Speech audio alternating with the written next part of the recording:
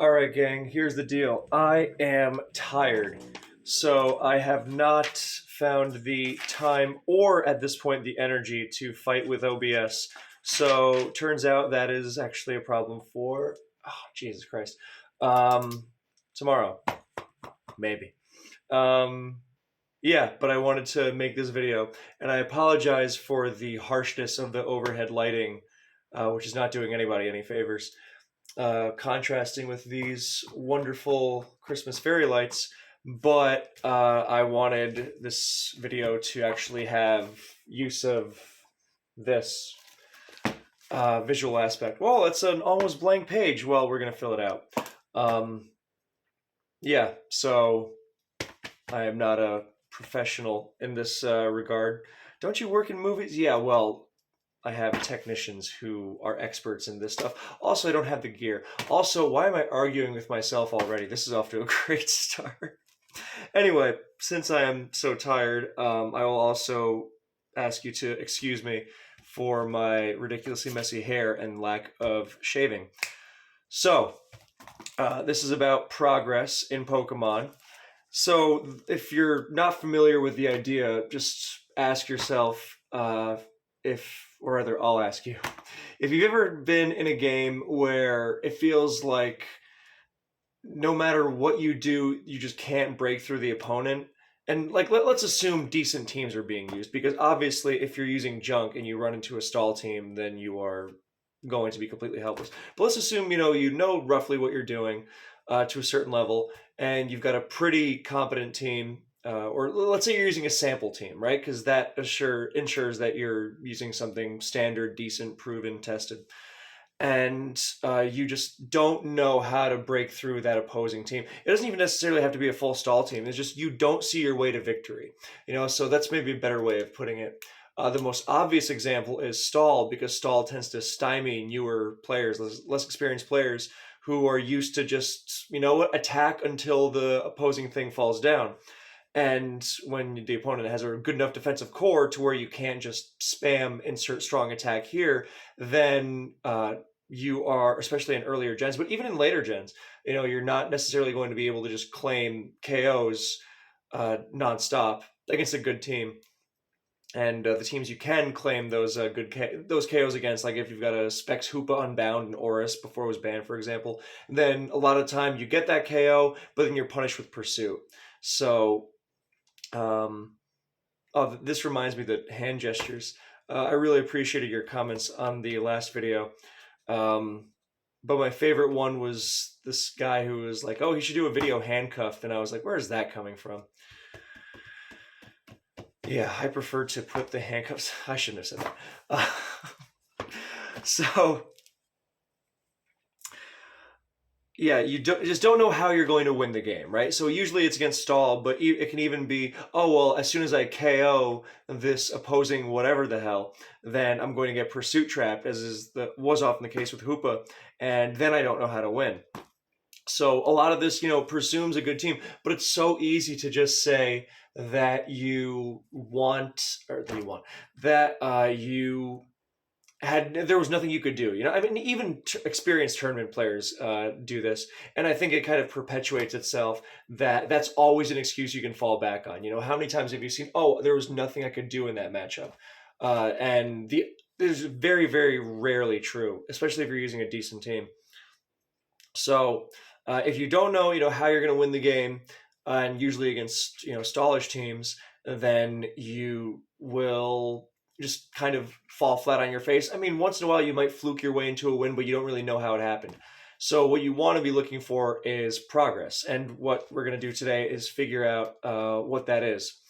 I mean, obviously progress means, making advances in the game state. Okay, but what does that look like concretely? Because, oh, well, they have wall for X and wall for Y, and they switch between them forever, and how do I get through it?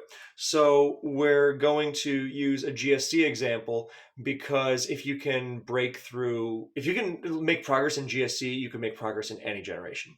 So we are going to do this as a live exercise. I have not planned this out so that you can follow along and be like, oh, what will I do in this situation? So what we're going to do is we're going to give you the play style that we're going to take the most standard situation. Yes, sometimes you're going to have games against offense where, oh my god, how do I stop all these threats? And it is very possible, but generally for players looking to figure out how to make progress, they're not, you beat offense with more offense, right? And a little bit of defense mixed in there, but you also are probably going to be more concerned with breaking defense because that could just mystify inexperienced players. So we're going to give ourselves an offensive team and the opponent stall. So we're both going to have Snorlax. Here we're going to go with the standard choice of Curse EQ Snorlax. Also versus Curse EQ Snorlax, so it's fairly even. I have not thought this through as an example for optimization, by the way. We are going to be figuring it out as it is. Zapdos on offense, of course. Cloyster with Toxic. Restog Zapdos, of course, for longevity. It's the most standard option, as great as Whirlwind Zapdos can be. We're going to go with Golem. And then Gengar in the last slot. Or in the 5th slot, rather. This is a very standard setup. We're going to go with Thief Gengar. And then for our last, you know what we're going to do? We're going to go with Starmie because it's what's popping. No, Jinx. What am I talking about?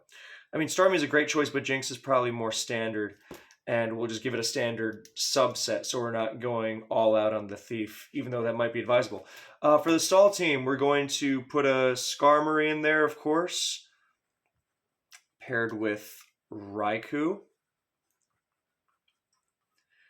paired with, God, it's been a while since I thought about GSE stall, paired with Fortress, let's just say.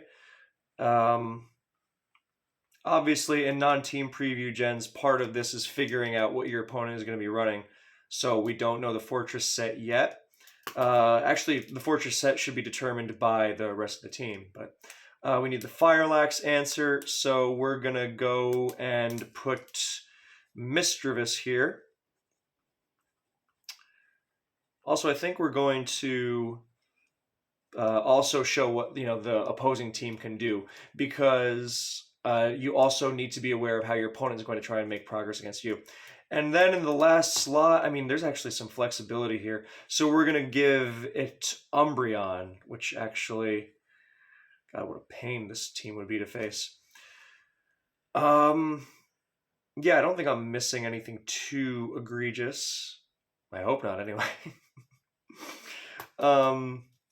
Yeah, because Umbreon's Pursue also means Fori doesn't have to run HP Ghost.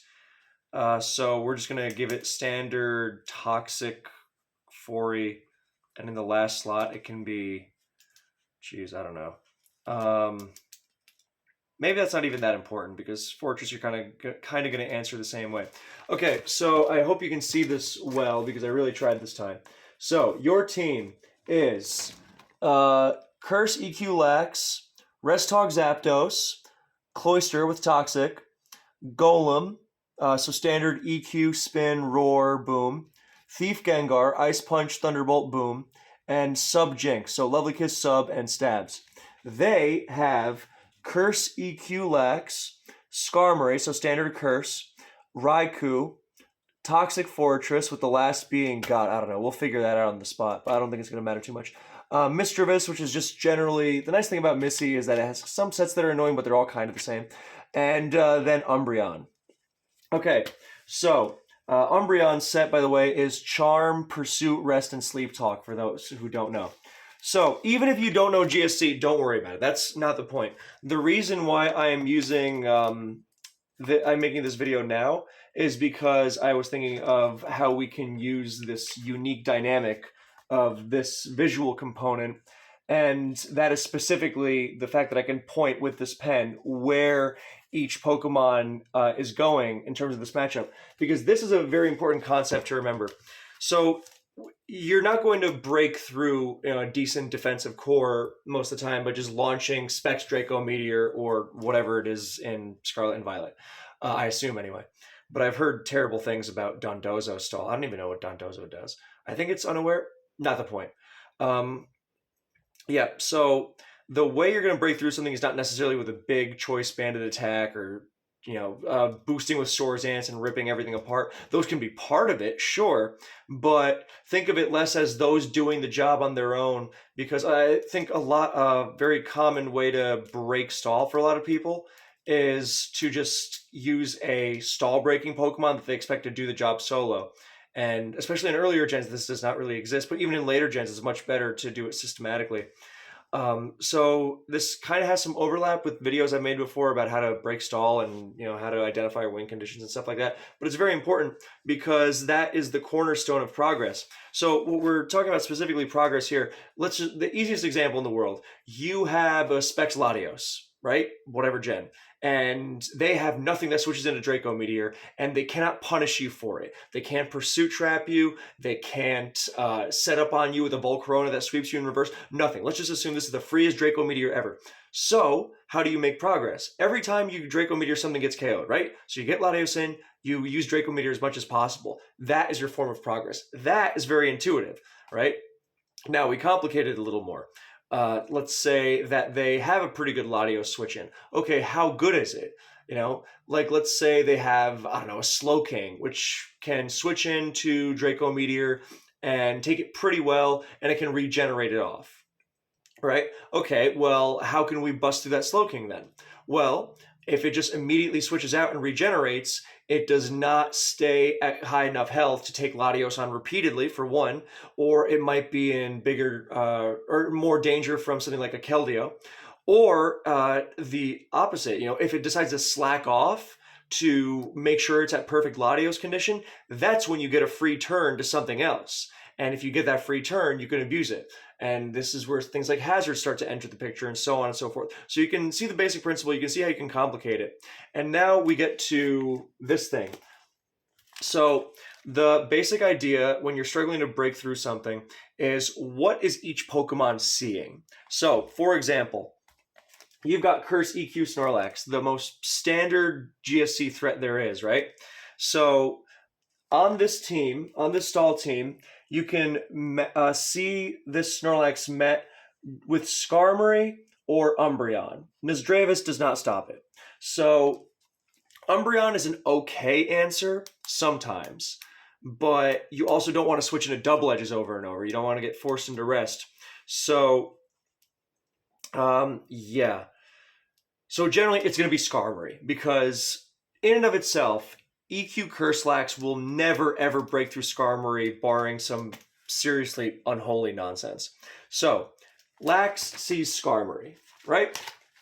So, what do you do when you expect the Skarmory switch in? You can double switch to Zapdos, right? But they have a Raikou. So, what do? Well, don't they just switch between Raikou and Zapdos? Raikou and Zapdos. Raikou and Skarmory forever? Well, that's where things get interesting. Because it's not just about double switching on them a million times with spikes. Although I should say the synergy between Snorlax and Zapdos is such that the Lax to Zap double switch is the most classic thing in GSC. Because if you have Zapdos versus Skarmory, then it's going to come. Raikou's going to come in, right? Most likely, because Curse EQ Snorlax, is not going to want to switch into Thunder with spikes down most of the time, and we'll get into that most of the time aspect later. Don't worry, it has to do with Umbreon in particular. So when you have Zapdos versus Skarmory, you have a very free switch to Lax, because even if the Skarmory does stay in, which is not going to, but what's it going to do to the Lax? It's not risky, Even if it stays and uses Drill Peck, it's like, okay, congrats on Drill Pecking my Snorlax. What is that really going to do? So this is why the Snorlax Zapdos double switch is so common. Now, you are not going to be wearing down Skarmory with spikes, but the double switch with hazards is very easy to understand. So you start, and if you can understand that, you can understand the whole concept of making progress. But then there's the issue of, well, what if my hazards plus attacks don't do the job? But as long as you begin there, you can extrapolate and then keep going. and eventually you will find your way there. So our very easy example here is, okay, you get up spikes with Cloyster, and you are going to keep up those spikes pretty well. I mean, they're going to be challenged, but we'll get more on that in a second. So Zapdos versus Skarmory, you double switch to Snorlax. Oh, Raikou just took some spikes damage, 6.25%, not a lot, okay. And now you can threaten to attack the Raikou, but you know Raikou's not going to stay in, so you double switch back to Zapdos. You're doing it again and again and again and again. Eventually, you are going to force Raikou to rest, whether through spikes damage, you know, when you throw out a Thunder just to keep it honest, maybe you even get that Para, which is 21% after accuracy, if I'm remembering correctly. Yeah, it is. You get that Para, you force it to rest because you've double switched on it, and now it's at 40% and it's got to rest. Okay, cool. You know what? We're going to make this Rest Talk Raikou just to make things even harder for us, because this means that Rest Talk Raikou is threatening even while asleep. So you can't take advantage of it as much. So, okay, so Rest Talk Raikou means, oh, I can't even pressure it while it's asleep, so I really am going to have to double switch on it a million times. Is that my only path to victory? No. But let's examine the Cloyster thing. There's so many dynamics between the Pokemon here. God, I hope you can see this decently. So there's so many dynamics going on between each of these members, and then they come together, and that's the battle, right? I mean, sure, duh, but let's translate this into a real example. So you've got Cloyster getting the spikes. Fori is not really a good Cloyster answer because Surf does a lot, and there's Gengar to spin block. So generally, you will have the upper hand with Cloyster if you get it in early. So against the EQ Snorlax, this Cloyster's most common point of entry. You come in against the EQ Lax, you toxic it, you force a rest, you spike, and then you're fine. Don't take too much damage, though, because you need to spike repeatedly in case, you know, you have to. Plus, Cloyster is also a very apt... There's a mosquito, for God's sake. There is a very apt offensive threat on its own. So we know about them maintaining the spikes in the face of Fortress. So you don't need Gengar's help spin blocking, but let's say your Lax got forced to rest, which is very possible, by the way, and you are going to have to spin block, then yeah, I mean, you might have to do that. So careful with Cloyster's health. Also, I mean, speaking of the opposite of being careful with Cloyster's health-ish, is that with Surf and Toxic and Explosion, you kind of threaten everything. Because Mischievous, you know, doesn't get blown up by Surf, but it doesn't love taking it, especially with spikes down. Toxic forces a rest. And if it's a Pain Split set, then... Well, Pain Split set can also run rest, but not the point. But yeah, basically you pressure Ms. Dravis pretty nicely. And yeah, you can... Good Lord, I'm losing it. You can threaten everything with Surf, Toxic, and Explosion, right? So eventually you might pick your spot and blow something up. You might blow up Umbreon. You might blow up Raikou. You know, the Pokemon that actually don't mind taking Surf. I mean, you blow up Snorlax. That's wonderful. So we're now looking at things from our point of view, but we also have to take into account afterwards what they're going to do. So we've got the Cloyster here, you know, trying to spike. Then we've got Golem. This is really big, actually, because if we can chip Fortress... and we don't want to get toxic if we can help it, then we remove a major source of their pressure, which is spikes. I mean, this is actually not a great matchup for this kind of team because Curse EQ Lax is a major threat to any team without Skarmory. It's got the Rest Talk Raikou for constant pressure even when sleeping. It's got the Spin Blocker, the Pursuiter for our own Spin Blocker, but it's very manageable. So yeah, Golem plays a big role here because it can spin, but even besides spinning, you know, you're not trying to keep spikes off permanently necessarily because you can also do a lot of damage with Roar. You can Roar in Raikou over and over, so that's another pressure point on the Raikou because generally, what is Golem going to see? In the same vein as, like, what is Cloyster going to see? Nothing Cloyster really sees is permanently, you know, threatening it, or permanently walling it in a way that it can't advance the game state. I mean, you can blow up on Raikou. If you can preserve those spikes, I mean, it's then go for it. But this is where a lot of the, you know, little dynamics and interactions come into play. So what's Golem seeing? Generally a high health Fortress. Otherwise, it's like Skarmory, which doesn't really hurt it. I mean, you want Skarmory coming into Golem because it doesn't threaten it at all. If we just assume standard Curse, Drill Peck, Whirlwind Rest. You know, let's make it even harder. Let's make it Toxic, Curse, Drill Peck, Skarmory. So now you can't even stay in on Skarm. but you can still spin if Skarm is coming in. So generally, I mean, Ms. Dravis famously does not want to come into Golem. So, but the thing is that it's not going to be as easy as all that. Ms. Dravis might pivot into a spin because it's not like one EQ is the end of the world. It's not Gengar. So you might pivot into that spin and then pivot into Skarmory on the EQ. So, what does that mean with your moves? Do you go for the EQ first and let Skarmory in for free? But generally, your biggest weapon is going to be Roar because no matter what comes in, you can drag in Raikou or Dragon Misdreavus if you think the Misdreavus is going to run from you. And be careful around Toxic. Misty might Toxic you, and then it's going to win the long game with Fori if they're careful. But you get the idea. If you Roar over and over again, you might Dragon Raikou and create a pressure point that way. So there's another progress maker there. Gengar, obviously with Thief, you blank the Fortress here, but you got to be careful with Umbreon. But again, there's nuance here because you have Thief, so you remove Umbreon's leftovers. So with that in mind, you can also survive a pursuit switching out once. So it's not like you get trapped and your spikes are gone forever. So you can go for a Thief fairly freely and escape, and then you can get Gengar back in on good switches and get leftovers if you can keep those spikes off. So you see how this is all coming together. Jinx, threatening for sure. With Rest Talk Raikou, it's going to be, and here's a great example of, the divide and conquer, which is what Stall relies on. It's that you want to, Jinx is checked both by Rest Talk Raikou and Umbreon, and you can only target one of them with Thief Gengar. But the flip side of this is no matter what you thief, then you are going to create some sort of progress. So you have to identify where you have made that progress and then keep attacking it. So with Thief Gar, you get Umbreon, okay, great. Jinx is scarier now. You get Raikou, okay, great. Zapdos is scarier now. So that's the basic gist anyway. And also, if Umbreon loses its lefties, it's way less comfortable switching into Curse EQ Lax, so you can guarantee that Skarmory is coming in every time.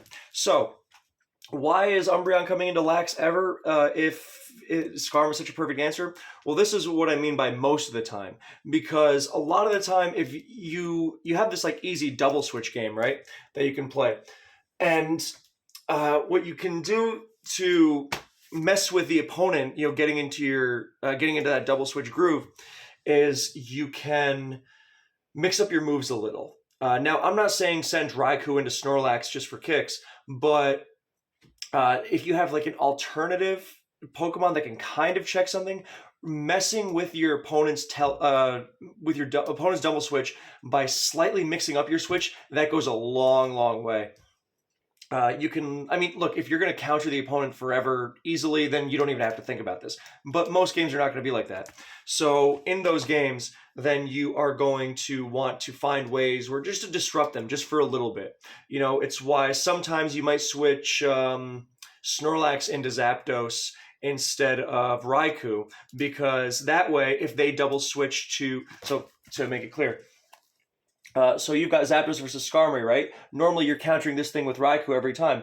But once in a while, you might go to your own Snorlax because Snorlax is not threatened out by your Snorlax. So rather than just give you more momentum and free spikes damage on Raikou, you have kind of entered this like neutral-ish position, possibly even advantageous for them. Because once your Lax is sleeping, then it is complete, bait for Fortress to come in and threaten spin, to relay spikes. Not that it's, it can't do that against EQ Lax even when it's awake, but it's completely free when it's asleep.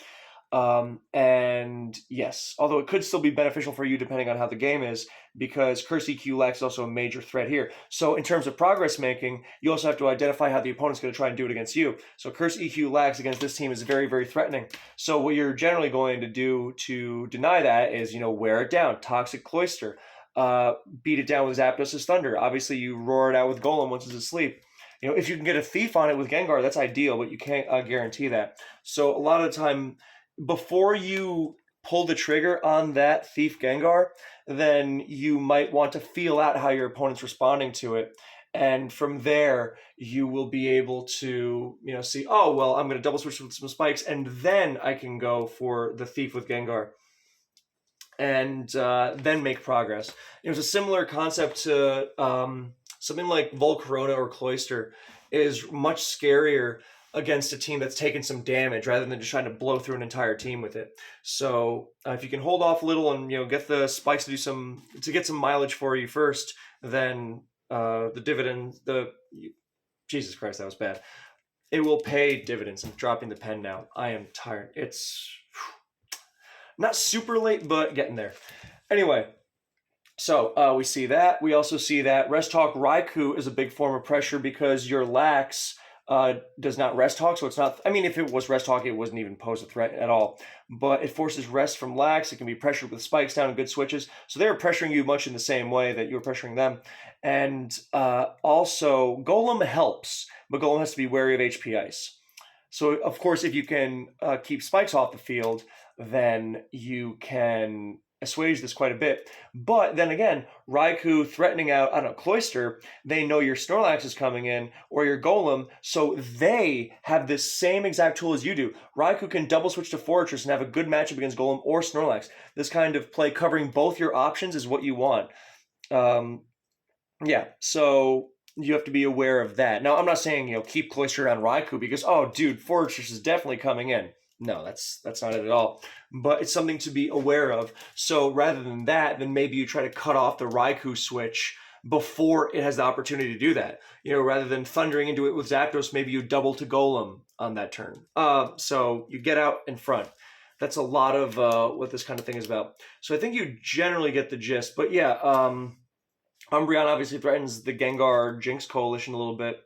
But we're not going to go through the whole matchup because there's just too many dynamics. But you see what is possible here. If someone wants to go in the comments and break down how this matchup can be played, that'd be cool. But there's a million ways, obviously. But yeah, you generally they want to divide and conquer you, and you want to prevent them from doing that. You want to zero in on certain targets so your other Pokemon can pick up the slack.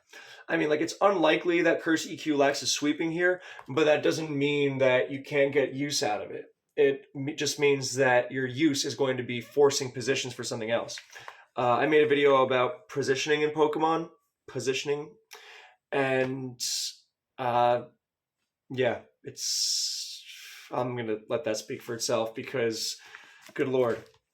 So I think that's basically it. I hope this was legible / useful.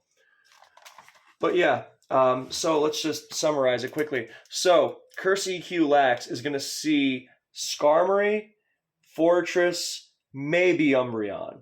So you can plan for that, either, I'm going to Curse and then punish the Fortress if it switches in. And if Skarmory switches in, who cares? Zapdos is going to see Raikou or Snorlax, right? Cloyster is going to see some combination of Raikou, Fortress, Misdreavus, maybe even Toxic Skarmory, maybe even Umbreon, depending. Umbreon is actually kind of a decent Cloyster switch. Golem is going to see some combination of Fortress, Misdreavus, Skarmory, maybe even Umbreon. But generally going to be, Skarm, Fori, or Misdreavus. Let's usually Fori because of the whole spike spin thing. Gengar, gonna see Lax maybe, Raikou, Misdreavus maybe. I mean, he's talking about an underrated option of disrupting the plan. Rather than get your Umbreon or Raikou or your Snorlax thieved, hey, Misdreavus is less useful in general. Why not let that get thieved? Also, it prevents something else from getting exploded on. Or even you can even go in a different direction. You let your Umbreon get thieved, but then you let Misdreavus answer Gengar because you prevent an explosion, and Gengar's not really pressuring it that much. But then even as the Gengar user, you can say, okay, well, if Missy's going to come in on me a million times, I'm going to chunk it down with Thunderbolt plus spikes, and then Golem has an easier time spinning. So you see basically you figure out, what your threats are, what the obstacles to those threats are, and then systematically try to remove the obstacles through chip damage. I mean, indirect, obviously spikes goes a long way, landing toxics, but even just forcing rest and eventually putting them in an awkward position where they are not going to be able to check something like Zapdos or Jinx anymore. So I hope that was clear. If not, please feel free to ask away in the comments. Thank you so much for watching. I hope you enjoyed, and I will see you in the next one.